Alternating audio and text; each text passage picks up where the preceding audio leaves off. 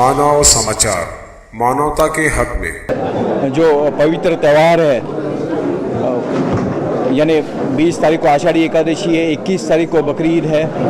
उस सिलसिले में मैं सभी तमाम नागरिकों को शुभकामनाएं देता हूं। ये सारे त्यौहार हम लोग समाज बोल के काफ़ी सालों से मनाए आ रहे हैं, मगर पिछले 1.5 साल से हम लोग देख रहे हैं कि ये जो कोरोना की महामारी है उसके कारण काफ़ी सारे त्यौहार जो अपने हैं उनको हमें लिमिटेड स्वरूप में इनको मनाना पड़ रहा है।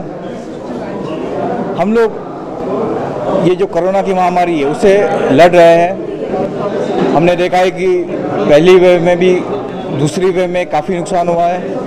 अभी तीसरी वेव जो है उसके संकेत इंडियन मेडिकल एसोसिएशन और अन्य जो जागतिक स्तर पे मेडिकल के एसोसिएशन उन्होंने जताए हैं। इसी सिलसिले में अभी जितने भी सन उत्सव हैं वो हमें सारे जो उपाय योजना है उन्हीं के साथ बिताने हैं, ज़रूरी है। बकरी ईद के सिलसिले में शासन ने कुछ परिपत्रक में सूचनाएं की हैं जो आज के शांतता कमेटी की मीटिंग में सबके साथ हमने डिस्कस किया है। उसमें सबसे अहम ये रहेगा कि इस बार मस्जिद और ये जितने भी धार्मिक स्थल है वो सब बंद है, तो जो नमाज वगैरह है वो सभी लोग अपने घर पे ही अदा करें।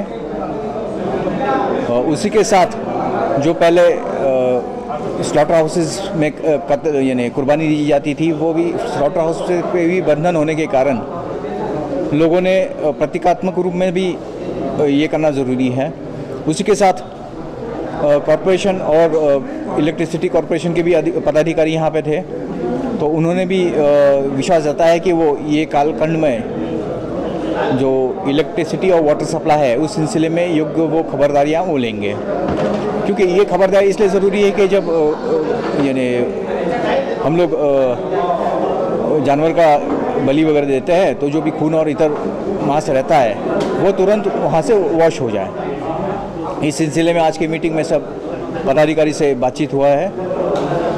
आने वाले त्योहारों के लिए मैं मालेगांव वासियों को तहे दिल से बधाई यानी उनको मुबारकबाद दूंगा, और ये जो बकरी ईद का अपना त्यौहार है वो सभी शांति, अमन शांति और खुशी के साथ मनाए, यही दुआ करूँगा।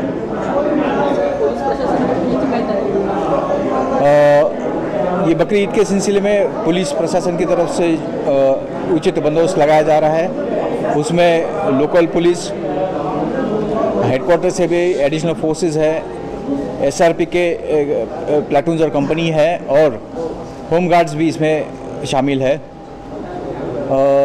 सारे आवाम से मैं यही दरख्वास्त करूंगा कि ये सभी जो अपना है पुलिस और निम्न यानी अपने एसआरपी और होम गार्ड्स, ये सब आपकी सुरक्षा के लिए ही वहाँ पर मौजूद है, उनसे सहयोग करें।